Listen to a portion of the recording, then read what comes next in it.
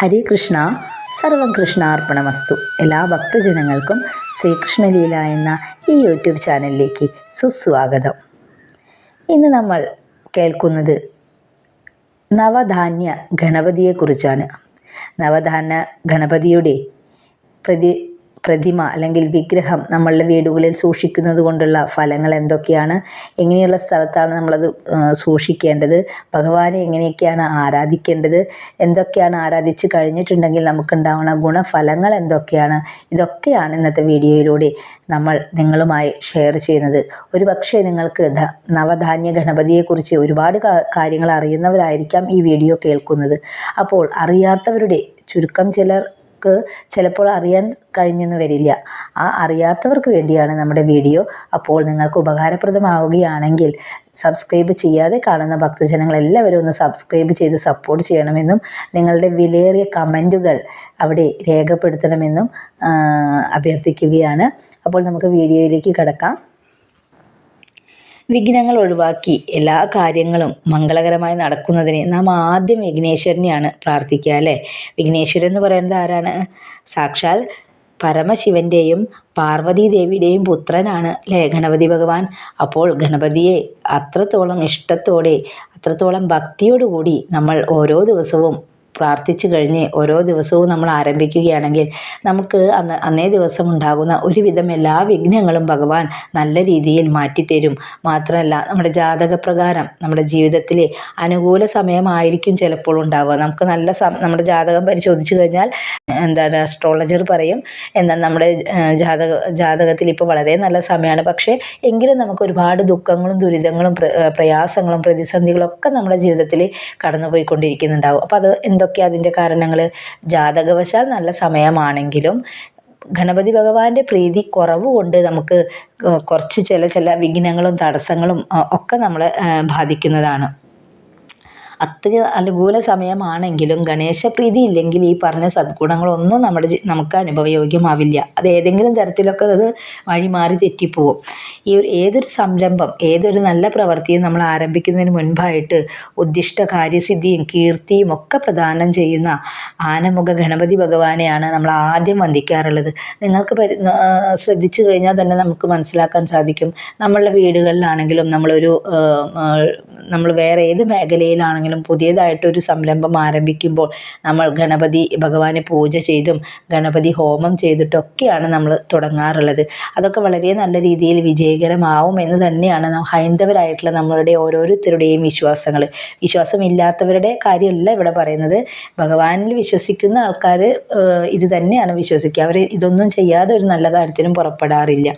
അപ്പോൾ അതുകൊണ്ട് തന്നെ ഈ ഒരു ഗണപതിയെ വന്ദിച്ചു കഴിഞ്ഞിട്ടുണ്ടെങ്കിൽ എല്ലാ വിഘ്നങ്ങളും മാറി നമ്മൾ ഏത് പ്രവൃത്തിയാണോ ചെയ്യാൻ ഉദ്ദേശിക്കുന്നത് അത് വളരെ നല്ല ഫലപ്രാപ്തിയിലെത്തും. അതുകൂടാതെ തന്നെ നവഗ്രഹ പ്രീതി വരുത്തുവാൻ വേണ്ടിയിട്ടും ഗ്രഹദോഷങ്ങളൊക്കെ മാറുവാൻ വേണ്ടിയിട്ടും നമ്മൾ ആരെയാണ് ഭജിക്കേണ്ടത്?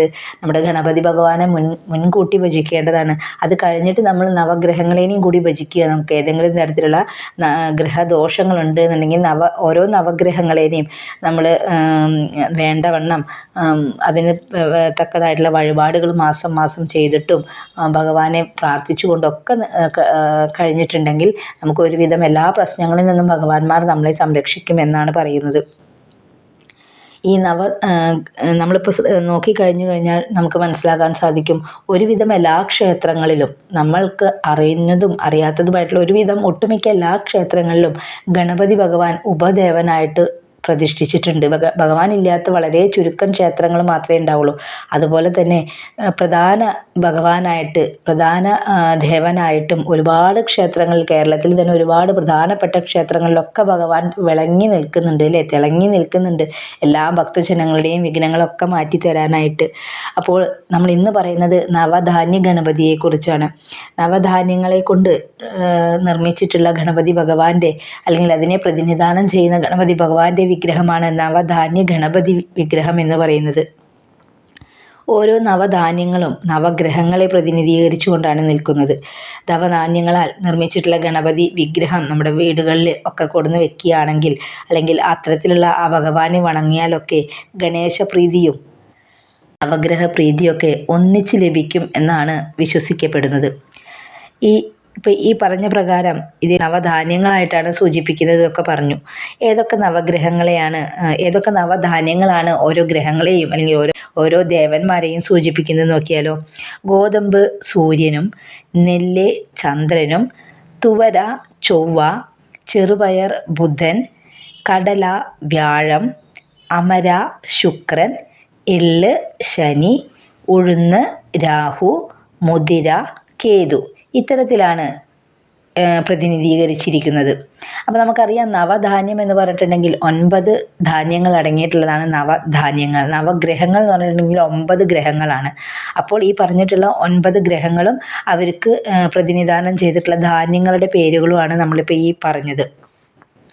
അപ്പോൾ നമ്മുടെ വീടുകളിലൊക്കെ ഇനിയിപ്പോൾ ഈ ഒരു ഗണപതി ഭഗവാനെ നിങ്ങൾ വാങ്ങി വെക്കാനായിട്ട് ആഗ്രഹിക്കുന്നുണ്ട് എങ്കിൽ തോന്നിയ സ്ഥലത്ത് നമ്മളത് കൊണ്ടുവയ്ക്കാൻ പാടില്ല. ഭഗവാനെ വളരെ വൃത്തിയുള്ള വളരെ ശുദ്ധിയായിട്ടുള്ള സ്ഥലത്ത് വേണം നമ്മൾ. നല്ല വൃത്തിഹീനമായിട്ടുള്ള സ്ഥലങ്ങളിലൊന്നും ഭഗവാന്റെ വിഗ്രഹങ്ങൾ ഏത് ഭഗവാന്റെയും വിഗ്രഹങ്ങൾ കൊണ്ടുവയ്ക്കാൻ പാടില്ല. പ്രത്യേകിച്ച് നവധാന്യ ഗണപതിയെ വളരെ ശുദ്ധമായിട്ടുള്ള സ്ഥലത്താണ് വളരെ വൃത്തിയുള്ള സ്ഥലത്താണ് നമ്മൾ വെക്കേണ്ടത്. നമ്മുടെ പൂജാമുറിയിലാണെങ്കിൽ വളരെ നല്ലതാണ്. നമ്മുടെ പൂജാമുറിയിൽ എങ്ങനെയാണ് വെക്കേണ്ടത്? കിഴക്കോട്ടോ വടക്കോട്ടോ അഭിമുഖമായിട്ട് മുറിയിൽ കിഴക്കോട്ടോ അഭിമുഖമായിട്ടും വെക്കുക. അതുപോലെ തന്നെ വടക്കോട്ട് അഭിമുഖമായിട്ടും വേണം ഈ നവധാന്യ ഗണപതിയുടെ വിഗ്രഹം വയ്ക്കുവാനായിട്ട്. നമ്മുടെ വീട്ടിലൊരു വിഗ്രഹം കൊടുന്ന് വെക്കുമ്പോൾ അതിന് അതിൻ്റേതായ ചെറിയൊരു പോസിറ്റിവിറ്റി ഉണ്ടായിരിക്കും. പക്ഷെ അത് ഒന്നും ചെയ്യാതെ അവിടെ അങ്ങനെ കൊടുന്ന് വെക്കുകയാണ്, ഒന്നും ചെയ്യുന്നില്ല, ഭഗവാനെ വിളിക്കുന്നില്ല, വിളക്ക് കത്തിക്കുന്നില്ല, അങ്ങനെയൊക്കെയാണെന്നുണ്ടെങ്കിൽ ആ ഒരു തേജസ്, ആ ഒരു വിഗ്രഹത്തിനുണ്ടാവുന്ന ആ ഒരു തേജസ് അവിടെ നഷ്ടപ്പെടുകയാണ്. പിന്നെ നമ്മൾ ചെയ്തിട്ട് യാതൊരു ഗുണവും അതിൽ നിന്ന് നമുക്ക് ഉണ്ടാവാൻ പോകുന്നില്ല. അപ്പോൾ നമ്മൾ ആരെയാണോ ഏത് ഭഗവാനെയാണോ ഭഗവതിനെയാണോ നമ്മുടെ വീടുകളിൽ കൊടുന്ന് വെച്ചിട്ടുള്ളത് അവരെ ഒരു നേരമെങ്കിലും നമ്മൾ പ്രാർത്ഥിക്കാനായിട്ടും അവർക്ക് വേണ്ടിയിട്ട് മാല കെട്ടിയിടുക, അങ്ങനെയുള്ള കാര്യങ്ങളൊക്കെ ചെയ്യാനായിട്ട്, വിളക്ക് കത്തിക്കുക, പ്രത്യേകിച്ച് എടുത്ത് പറയേണ്ടത് വിളക്ക് കത്തിക്കലാണ്. ഇതൊക്കെ ചെയ്തിട്ടുണ്ടെങ്കിൽ തന്നെ ഒരുവിധം ദുരിതങ്ങളിൽ നിന്നൊക്കെ നമുക്ക് മോചനം കിട്ടുമെന്നുള്ളത് തന്നെയാണ് വിശ്വാസം.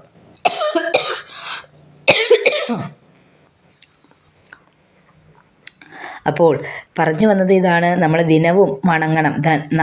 ധനധാന്യ സമ്പത്തുകൾക്കും ഒന്നിലും ഒരു ബുദ്ധിമുട്ട് ഭഗവാൻ വരുത്തില്ല. ഈ നവധാന്യ ഗണപതിയെ നമ്മൾ പ്രാർത്ഥിക്കുകയാണെങ്കിൽ നമ്മുടെ ജീവിതത്തിൽ ഉണ്ടാകുന്ന എല്ലാ പ്രതിസന്ധികളും മാറ്റിത്തരുവാനും അതുപോലെ തന്നെ നമ്മുടെ ജീവിതം സമ്പൽ സമൃദ്ധമായിട്ടുള്ളതും ആരോഗ്യപൂർണ്ണമായിട്ടുള്ളതും അതുപോലെ തന്നെ സമാധാനപരമായിട്ടുള്ള ജീവിതമൊക്കെ കൈവരുമെന്ന് തന്നെയാണ് ഓരോ ഭക്തജനങ്ങളും വിശ്വസിക്കുന്നത്. അതുകൊണ്ട് തന്നെയാണ് ഇത്തരത്തിലുള്ള ഓരോ വിഗ്രഹങ്ങളെ നമ്മൾ നമ്മുടെ വീടുകളിൽ സ്ഥാപിക്കുവാനും അല്ലെങ്കിൽ വയ്ക്കുവാനും അവരെ വേണ്ട വിധത്തിൽ നല്ല രീതിയിൽ ആരാധിക്കുവാനും ഒക്കെ നമ്മൾ ഓരോരുത്തരും ശ്രമിക്കുന്നത്. നമ്മളുടെ ഓരോരുത്തരുടെയും ചിന്താഗതി എന്താണ്? നമ്മൾ നല്ല രീതിയിൽ ജീവിക്കണം, അതുപോലെ തന്നെ നമ്മുടെ മക്കളും നമ്മുടെ കുടുംബാംഗങ്ങളും എല്ലാവരും നല്ല രീതിയിൽ ജീവിക്കണം എന്ന് തന്നെയാണ് നമ്മൾ ഓരോരുത്തരും ആഗ്രഹിക്കുന്നത് അല്ലേ. നല്ല രീതിയിൽ എന്ന് പറഞ്ഞാൽ കുറേ പൈസയും ധനത്തിൽ അങ്ങോട്ട് മുങ്ങി ജീവിക്കണം അതല്ല പറയുന്നത്. പൈസ ഉണ്ടായാൽ മാത്രം നമ്മുടെ എല്ലാ സുഖങ്ങളും നമുക്ക് ലഭിക്കും എന്ന് പറയുന്നത് വളരെ തെറ്റാണ്. പൈസയും വേണം, അതിലേറെ നമുക്ക് വേണ്ടത് മനസമാധാനമാണ് അല്ലേ. അസുഖങ്ങളൊന്നും ഇല്ലാതെ നല്ല രീതിയിൽ മറ്റുള്ളവരെ കൊണ്ട് പറയിക്കാതെ മറ്റുള്ളവർക്ക് ബുദ്ധിമുട്ടുണ്ടാക്കാത്ത തരത്തിൽ നമുക്ക് ജീവിക്കാൻ സാധിക്കുമ്പോഴാണ് നമ്മുടെ മനുഷ്യ ജീവിതം വളരെ അർത്ഥവത്താകുന്നത്. അപ്പം അതുകൊണ്ട് തന്നെ ഓരോരുത്തരും നല്ല രീതിയിൽ ഭഗവാന്മാരെയും ഭഗവതിമാരെയും ഒക്കെ പ്രാർത്ഥിച്ചുകൊണ്ട് നിങ്ങളുടെ ജീവിതം ഓരോ ദിവസം തള്ളി നിൽക്കുകയാണെങ്കിൽ ഒരുവിധം എല്ലാ പ്രശ്നങ്ങളിൽ നിന്നും നമുക്ക് മോചനം ലഭിക്കും. ഇനി എന്തെങ്കിലും പ്രശ്നങ്ങൾ നമ്മുടെ ജീവിതത്തിൽ വന്നു ചേരുകയാണെങ്കിൽ പ്രശ്നങ്ങളില്ലാത്ത ജീവിതമില്ല എന്ന് പറയുന്നത് സത്യമാണ്. ഓരോരുത്തർക്കും അവരുടേതായ പ്രശ്നങ്ങളുണ്ടായിരിക്കും. പക്ഷേ അപ്പോൾ നമുക്ക് ആ പ്രശ്നങ്ങളും ആ പ്രതിസന്ധികളൊക്കെ തരണം ചെയ്യാനായിട്ടുള്ള ഒരു ശക്തി ഭഗവാന്റെ ഭാഗത്ത് നിന്ന് നമുക്ക് ഉറപ്പായിട്ടും ഉണ്ടാവും എന്ന് തന്നെയാണ് എനിക്ക് പറയാനുള്ളത്. നമ്മൾ പറയാറുണ്ട് ഭഗവാനെ പ്രാർത്ഥിച്ചുകൊണ്ട് നമ്മുടെ കണ്ണിൽ തട്ടേണ്ട ആ ഒരു വലിയ മുറിവ് പുരുകത്തിൽ തട്ടിപ്പോയി എന്ന് നമ്മൾ സാധാരണ പറയാറുണ്ട്. അപ്പോൾ ഇതൊക്കെ തന്നെയാണ് ഓരോ ദേവന്മാരെയും ദേവിമാരെയൊക്കെ ആരാധിക്കുന്നത് കൊണ്ട് നമുക്ക് കിട്ടുന്ന പുണ്യഫലം എന്ന് പറയുന്നത്. അപ്പോൾ ഈ ഒരു വീഡിയോയിലൂടെ നിങ്ങൾക്ക് നവധാന്യ ഗണപതിയെക്കുറിച്ച് കുറച്ചെങ്കിലും കാര്യങ്ങൾ മനസ്സിലായിട്ടുണ്ടാവും എന്ന് വിചാരിക്കുന്നു. ഇനി ഗണപതി ഭഗവാനെ പ്രാർത്ഥിക്കുന്നതിന് വേണ്ടിയിട്ടുള്ള ഒരു വിനായക ഗായത്രി ഇതിനോടൊപ്പം നിങ്ങൾക്ക് വേണ്ടി ചൊല്ലുന്നുണ്ട്. അപ്പോൾ അത് അറിയാത്തവർ കേട്ട് ചൊല്ലുകയൊക്കെ ചെയ്യുക. കുട്ടികളെയും ചൊല്ലാനായിട്ട് പഠിപ്പിച്ചു കൊടുക്കുക. വിനായക ഗായത്രിയാണ് ചൊല്ലുന്നത്. ഓം തത്പുരുഷായ വിദ്മഹേ വക്രതുണ്ടായ ധീമഹി തന്നോ തന്നിഃ പ്രചോദയാത്. ഓം തത്പുരുഷായ വിദ്മഹേ വക്രതുണ്ടായ ധീമഹി തന്നോ ദന്തിഃ പ്രചോദയാത്.